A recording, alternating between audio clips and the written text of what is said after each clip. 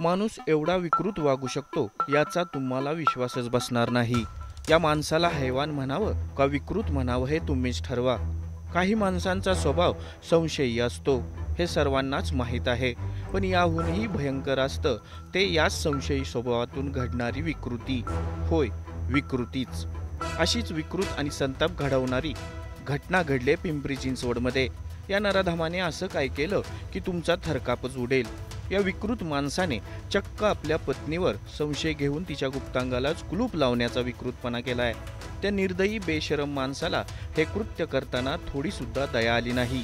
आपली पत्नी आपल्यासोबत लग्न करून आली, ती आपला संसार सांभाळते, तिला या विकृत कृतीनं किती वेदना होतील याचा विचार सुद्धा त्या तोकड्या विचाराच्या माणसाला आला नाही।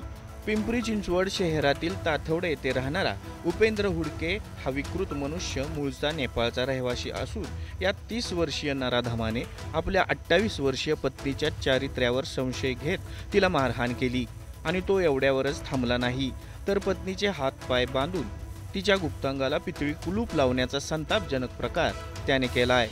हा धक्कादायक प्रकार जेव्हा उघडकीस आला त्यावेळी पोलिसांनी या नराधमाला बेड्या ठोकल्या।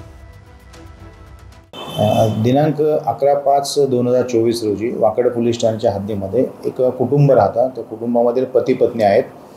पतीने पत्नीच्या चारित्र्यावर संशय करून तिच्या प्रायव्हेट पार्टवर इजा करून तिला जखमी केलेलं होतं आणि त्या अनुषंगाने वाकड पोलीस ठाण्यामध्ये 326, 323 आणि 504 प्रमाणे गुन्हा दाखल करण्यात आलेला होता। त्या गुन्ह्यामध्ये तो पती आहे तिचा, त्याला अटक करण्यात आलेली आहे। आता या विकृतावर कठोरात कठोर कारवाई करण्याची मागणी सर्वत्र होते।